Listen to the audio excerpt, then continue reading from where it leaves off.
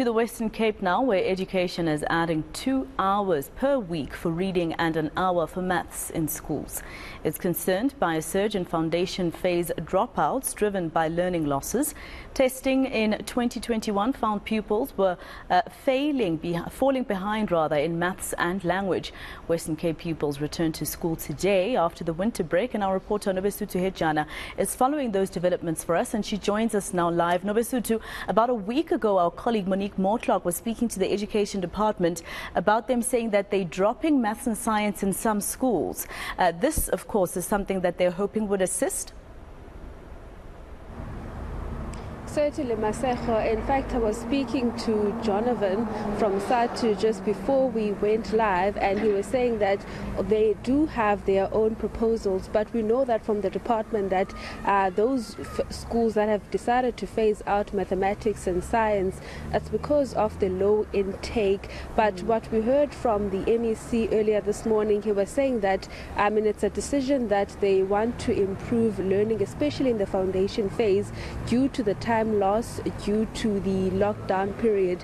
But I'm joined by Jonathan Ruston from SADTU, who is going to be telling us about some of their concerns. Jonathan, the department says the foundation phase has been struggling with the mathematics and reading. So what is your take on this, as some of the educators are in support of this? Of course, it's a pilot project.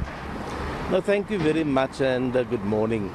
We've done some investigation and consultation with our foundation phase teachers, and they are concerned about the fact that the proposal that is on the table is to increase the time for English, for languages and for numeracy, and then take away time from life skills. Now, as educators, we are all concerned that we need to improve our literacy and numeracy rates, but we think that there are other alternatives but to take away the notional time. Because notional time is determined by the Department of Basic Education and plays an important role in how we look at the attention span of learners, how we ensure that all skills are developed, and especially after the pandemic, many of our learners have lost the gross and fine motor skills activities, and also the issue of discipline has become a very difficult one. Yeah, sure. So let's talk about some of the proposals from SADTU. You're saying that it will take much time, but what are you proposing then, different from what the Western Cape Education Department is saying with the 2 hours of language and an hour with mathematics? What we're saying is that let's trim the curriculum in terms of its content so that we are able to concentrate more on our reading skills and our numeracy skills. Let us ensure that we integrate our life orientation and life skills into those particular curriculum activities, but let's not overburden the learners to do that.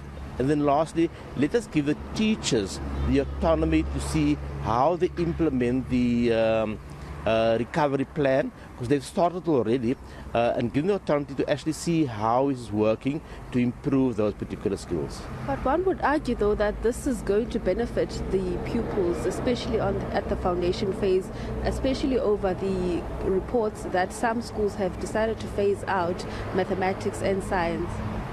No, what we're saying is that we are also concerned about numeracy and our languages. But what we're saying is let's not compromise the other part of the curriculum where we actually develop the skills for mathematics in terms of your fine and gross motor skills.